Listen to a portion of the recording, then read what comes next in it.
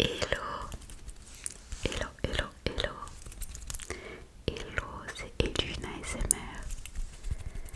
J'espère que vous allez bien. Moi ça va très bien. Ne soyez pas choqués, je suis habillée de la même manière que sur l'autre vidéo. C'est normal, je tourne le même jour, littéralement. J'essaye de rattraper mon retard en tournant plusieurs vidéos. À chaque fois que je tourne comme ça, je sais que j'en aurai plusieurs de côté au cas où. Et comme le au cas où arrive très souvent, oups, bah j'essaye de mieux m'organiser. Je m'excuse pour ma tête, j'ai les cheveux attachés là. Bref, aujourd'hui, on se retrouve dans une vidéo. Mes artistes favoris, ça va être mes artistes musicaux, parce que je compte faire une vidéo sur mes auteurs favoris. Voilà, donc là on va vraiment s'axer sur la musique. Surtout période de fin d'année, on a un peu l'habitude maintenant de voir des frappes, genre le Spotify Wrap, Apple Music aussi ont sorti leur bilan de fin d'année sur vos écoutes, etc. Je crois que Deezer le fait aussi, je ne sais pas, moi je suis sur Spotify, donc voilà, on s'inscrit un peu dans l'actualité des fins d'année du Wrap, etc. de qu'est-ce qu'on a écouté le plus cette année, quel genre on a le plus aimé, etc. Mais petit disclaimer, mes frappes bougent pas énormément d'année en année, etc. Mais bon, bref, on va en discuter dans cette vidéo. Donc je vous laisse avec la suite. Alors, pour faire un débrief vite fait, j'ai dit que mes artistes bougeaient pas énormément dans mon rap. Pourquoi Déjà, j'écoute beaucoup les mêmes musiques et les albums qui sont sortis il y a un moment. Alors pourquoi? Parce que pour moi la musique c'est genre c'est relié en fait avec mes émotions et ça me met dans une bulle hyper agréable d'écouter des albums qui m'ont touché, etc. En ce moment, Spotify ont sorti la playlist tous les jours et selon les heures de la journée, vous savez ce qui correspond à votre style d'écoute. Par exemple, la playlist genre le mercredi après-midi, ça va être ce genre-là, et ils vont vous sortir, je crois, la musique qui correspond à ce moment-là de la journée selon vos anciennes écoutes. J'adore. Nous, en France, en Europe, on n'a pas le DJIA de Spotify et ça ils l'ont qu'aux États-Unis et j'étais trop dégoûtée parce que j'ai vu trop de bons retours sur le DJIA. Genre ça vous faisait vraiment comme un vrai DJ, etc. En mode je sais pas, et ça vous recommandait plein de choses. Mais ils nous ont sorti du coup la playlist et j'écoute souvent en fait du coup ma playlist parce que bah il y a des artistes que j'aime et des recommandations en fonction de la similarité à ces artistes là. Voilà en gros. Mais pourquoi mes frappes bougent pas énormément? C'est parce qu'en fait les musiques qu'on va me recommander, je vais pas forcément les mettre dans ma playlist titre likée. Et ce qui fait que bah, j'écoute souvent, enfin souvent non pas vraiment, mais j'écoute quand même pas mal la même chose. Et je sais pas, ça doit faire 3-4 ans qu'il y a genre sur les, au niveau du frappe là, sur les top 5 artistes, j'ai 2 ou 3 artistes qui sont les mêmes et qui sont restés au top. Donc ces artistes là, ça va être Tame Impala qui est toujours dans mon top 5 depuis un moment. Eux ils sont vraiment tout le temps là parce que je les écoute tout le temps et après ça va un peu bouger en fonction de mon mood un peu sur l'année. Est-ce que j'ai vraiment écouté beaucoup de musique, etc. Parce que vous l'avez vu là, elle m'énerve. Est-ce que j'ai écouté beaucoup de musique ou pas? Parce que bah, c'est vrai que il y a des moments dans ma vie où j'écoute pas de musique parce que bah je vais être très vite saoulée. Bref, petit disclaimer fini. Aujourd'hui on se retrouve pour tchatcher, discuter de mes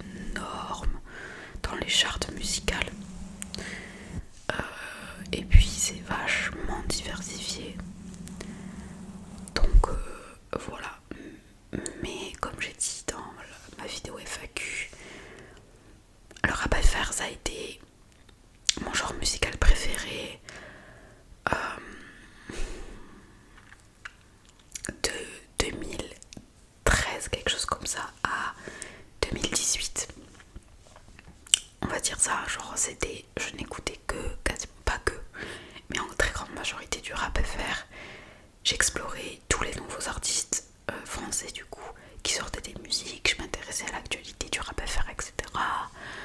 Euh, des artistes émergents, blablabla. J'ai vraiment eu ouais, une espèce pas de special interest, mais une très forte appétence pour le rap FR. Aujourd'hui c'est absolument plus le cas, je me suis énormément éloignée de la scène rap FR. Pourquoi je critique pas, moi c'est juste pas mon style de musique, mais c'est vrai que l'émergence genre de Jul, Naps, vous voyez, ce style là du rap, ben, comme c'était omniprésent partout, moi je m'en suis éloignée, et en fait en m'éloignant de ça, bah, je me suis complètement éloignée du rap FR dans sa globalité. Voilà. Donc moi ce que j'écoute plutôt dans le rap français, ça va être le rap dit conscient, le rap très lyrique, qui parle de la société. Je déteste dire des trucs comme ça, mais oui, un peu. Bien sûr, il y a de l'ego trip, des choses comme ça, etc. Mais ça va plutôt être du rap, genre réflexion, mis à part un groupe que je vais citer qui est pas du tout dans cette catégorie-là et qui pourtant a genre amené pas mal de nouveautés sur la scène de rap française à l'époque. Je vais trop la connaisseuse. Mais c'est vrai, je dois le dire, qu'ils ont un peu participé à la révolution du game. Voilà, bref, dans la catégorie rap français, mes artistes préférés et que j'écoute au moins une fois par semaine. Népal, je l'ai découvert un peu après, je pense que j'avais 15 ans. Est-ce que 444 nuits, je ne sais plus quand il est sorti. Mais ouais, j'avais 15 ans je pense quand j'ai découvert Népal et que je me suis vraiment mis à écouter du coup 444 nuits. Après il y a eu 445 nuits, il y a eu Kakashi Sensei. Et avant ça il était présent dans différents sons puisqu'il était avec Two Things, donc Dooms. Et j'écoutais Two Things aussi après, enfin en même temps que d'écouter Népal. J'avais pris mes places pour Toulouse à Two Things, je pense que c'était en 2017-2018 que je devais les voir à Toulouse. Et j'étais trop deg, je n'avais pas pu y aller puisque j'étais hyper malade, j'avais la grippe et du coup j'ai loupé Two Things.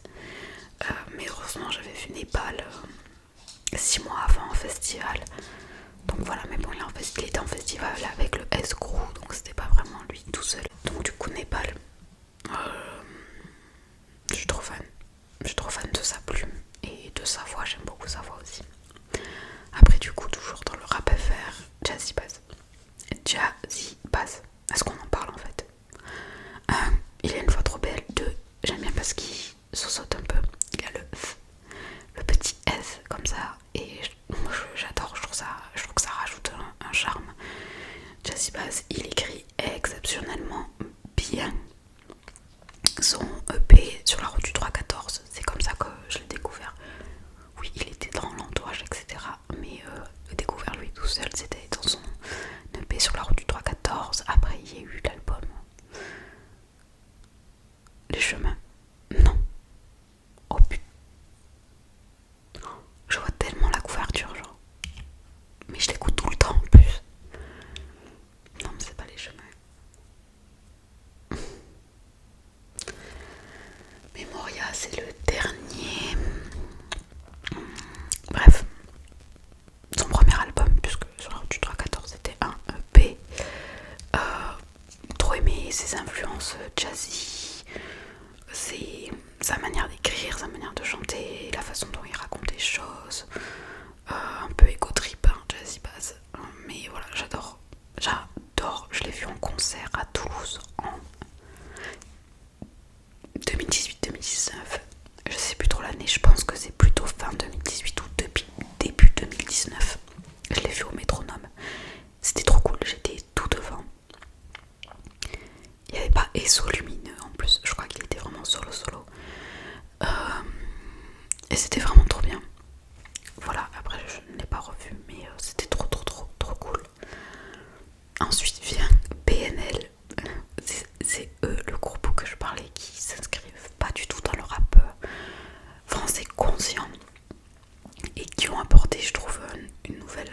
donnerait l'air au rap français, parce que un peu rappeur SoundCloud, comme on les appellerait, un peu à la Trippie Redd, avec des instrus un peu mélodiques, des voix bien autotunées, des paroles peu compréhensibles en vrai. Je sais que quand j'écoutais ça, du coup, PNL, je dirais que j'ai découvert en 2015-2016. 2015, c'est ça, genre août, septembre 2015.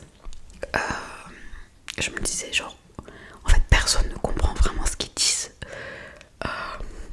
Et c'est vrai, genre il y a plein de... Ils utilisent plein de codes que j'avais pas forcément. Enfin, plus Tony que Sosa, Hervé, enfin vous voyez ce langage-là, moi je l'avais pas. Et au début c'est pas que je comprenais pas trop, bien évidemment, j'ai toujours compris le sens de leurs chansons, etc. Mais c'est vrai qu'il y avait des éléments de langage que j'avais pas. Et la manière dont ils construisent leurs phrases et la logique de leurs chansons. Mais là je pense plutôt à l'album Le Monde ou Rien. Ouais, l'album Noir et Rose Violet, c'est Le Monde ou Rien. Avant ça, c'est... Parce que je vois tellement les couvertures, mais il y a eu La Vie est belle.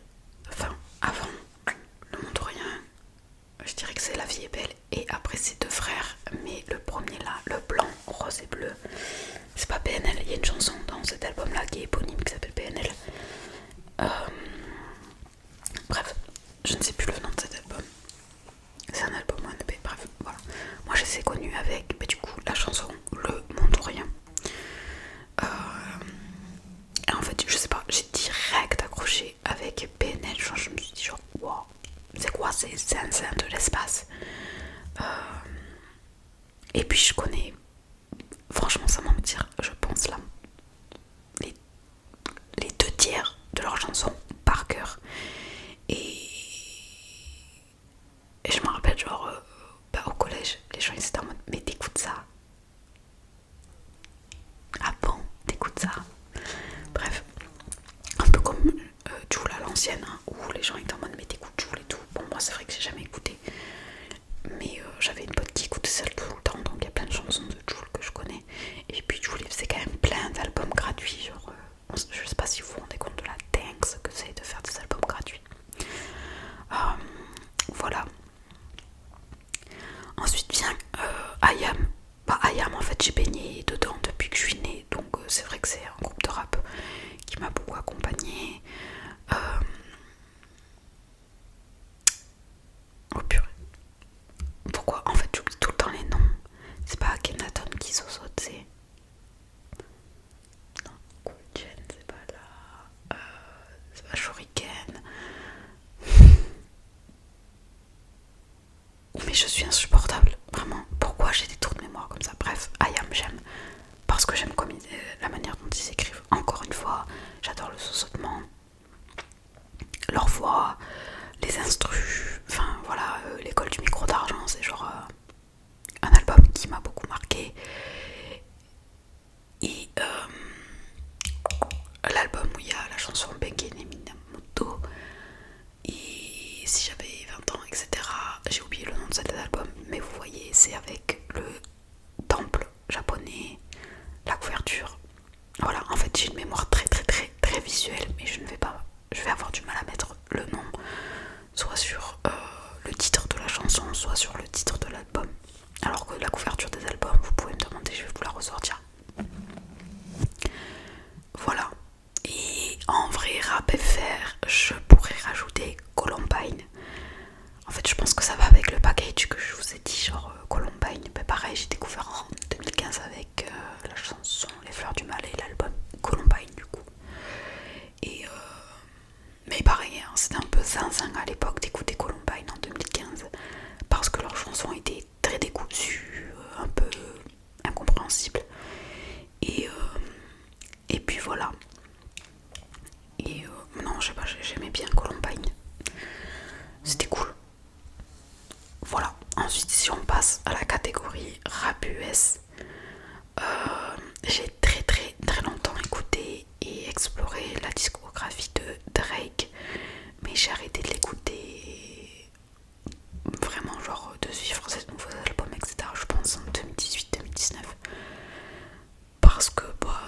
s'éloigner de ce que j'aimais chez Drake.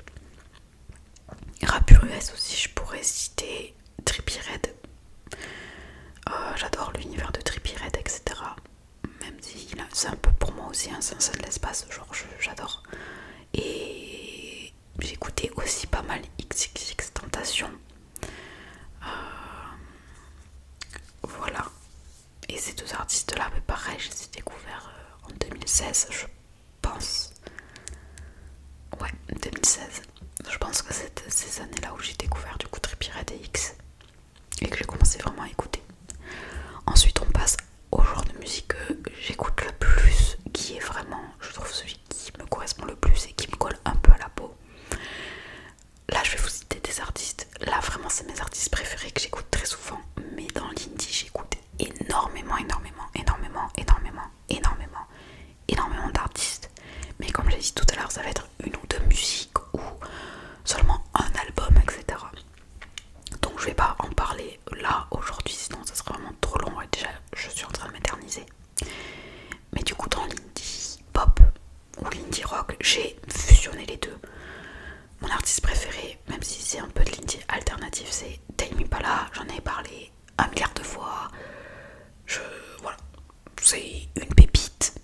Une pépite, s'il te plaît. Kevin Parker sort un album. Tu n'en as pas sorti depuis 2020. Je pense que Borderline, c'est 2020. Oh, est-ce que l'album s'appelle Borderline ou The Boat I Row? Bref, vous m'avez compris.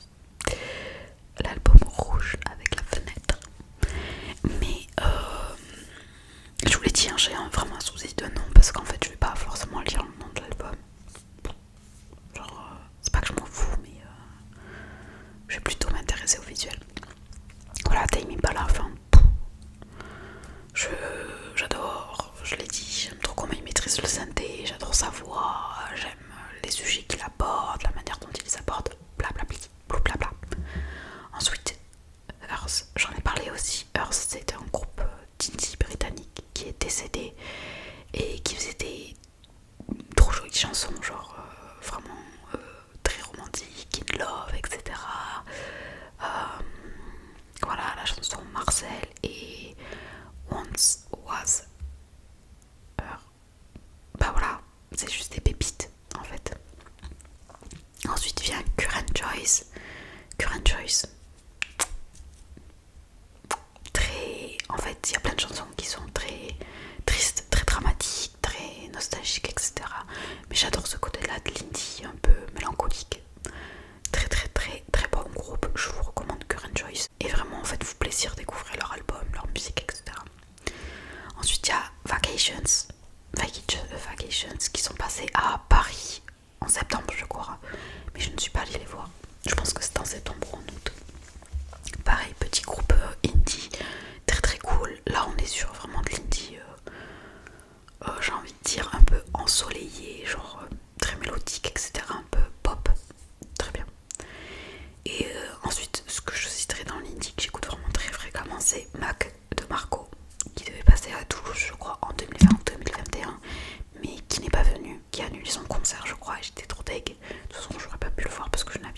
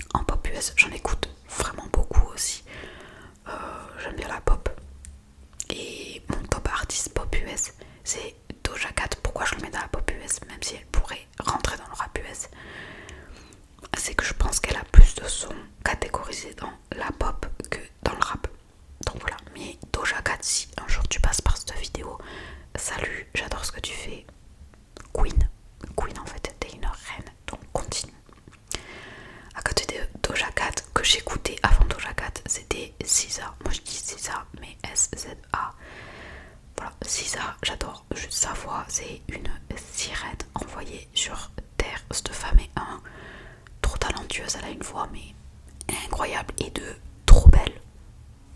C'est une poupée. Elle chante trop bien, je l'aime trop. Son album, je pense que l'album s'appelle... Non, c'est pas CTRL. Bah si, je crois que c'est CTRL. Vous voyez la mouche là, mais au moins elle m'embête plus. Je pense que c'est CTRL ou Normal Girl. Je ne sais plus le nom de l'album, mais je l'ai écouté mais un milliard de fois. Voilà, j'adore ça. Après, artiste que j'ai découvert cette année, comme en fait la plus grande majorité de tous ces auditeurs aujourd'hui, c'est Jabal Rowan. Voilà, comme elle veut qu'on le dise, et bah j'appelle Juan en français. Mais j'appelle, ouais, juste incroyable en fait, j'appelle. Merci d'avoir pop sur les plateformes comme ça et d'avoir fait l'énorme buzz parce que je serais passée à côté de toi. Alors que maintenant je connais ton album de Princess of the Midwest Rising, un truc comme ça, par cœur. J'adore son univers artistique, j'adore toutes ses tenues de concert, le fait qu'elle soit proche du drag, etc. J'adore qu'elle soit très féministe et qu'elle le revendique même à travers ses chansons, que ça soit une lesbienne hyper affirmée et qui se bat pour ces droits-là. Merci Chapelle, continue à écrire, t'écris très bien, ta voix elle est magnifique. J'aime beaucoup parce qu'elle fait du yodeling aussi en chantant et je trouve ça trop bien. Voilà, continue. Et ensuite en pop US, que j'écoute toujours quand même assez fréquemment, c'est les Pussycat Dolls. J'ai grandi avec ça, No Judgment, c'est vraiment pas ma génération, genre... Je me rappelle quand j'étais petite, je devais avoir 7 ou 8 ans, on m'a offert un CD des Pussycat Dolls que j'écoutais tout le temps dans ma voiture. Voilà, j'ai grandi avec elles, avec leurs clips, avec ma meilleure pote d'enfance, on était là, moi je suis elle. Elles avaient des tenues de ouf, elles dansaient trop bien, même si Nicole elle faisait que chanter et que les autres elles étaient un peu effacées et que ça a été un scandale dans les Pussycat Dolls. Voilà. Juste elles sont des chansons tellement iconiques, c'était vraiment mes idoles quand j'étais petite. Voilà. Et ensuite, on continue avec la catégorie K-pop, où vraiment mes stars de K-pop, genre mon top 1 K-pop, c'est Stray Kids. Ils ont une discographie énorme, comme de toute façon beaucoup d'idoles de K-pop, parce qu'ils sont quand même très productifs. Et je ne sais pas combien de musique de Stray Kids j'écoute. En vrai, je pense que si j'ouvre ma page Spotify je pense que j'ai plus de 100 musiques likées, et sans mentir, si je les ai likées, c'est que je les écoute. Déjà ma playlist titre likée, elle fait 3500 titres, je vous laisse deviner le nombre d'artistes que je peux écouter. Et quand j'écoute un artiste, souvent j'écoute quasiment tous ses albums. Voilà, Stray Kids, en fait je ne peux que vous inviter à les découvrir. Ensuite, dans la K-pop, j'écoute pas mal 80s. J'aime bien leur concept, j'aime bien leur musique, etc. Un peu des fois inspiré latina, espagnol, etc. Donc je kiffe bien. Et en groupe de meufs, du coup, j'aime beaucoup G-Idol, parce que ouais, je trouve que c'est un groupe déjà, elles produisent, elles écrivent, ça je l'ai déjà dit, mais je trouve ça cool d'être artiste, compositeur, interprète, parolier, etc. Et puis je trouve qu'elles se démarquent pas mal parce qu'elles sont quand même assez engagées. Donc ça c'est cool, surtout dans l'industrie K-pop, c'est quand même assez dur. C'est une industrie horrible, mais vraiment horrible. Et des fois je suis en mode purée, mais pourquoi j'écoute? Parce que je donne vraiment de l'argent grâce au stream à une industrie de merde. Mais bon, si je commence à réfléchir comme ça, genre vraiment tu fais plus rien et tu restes allongé dans ton lit que tu as construit en paille. Voilà. Et après un peu j'ai mis le genre nostalgie des artistes que j'écoute, mais par pure nostalgie. Du coup il y a les Black Eyed Peas qui ont... Pareil, j'avais un album je faisais que écouter, je faisais que chanter les Black Eyed Peas,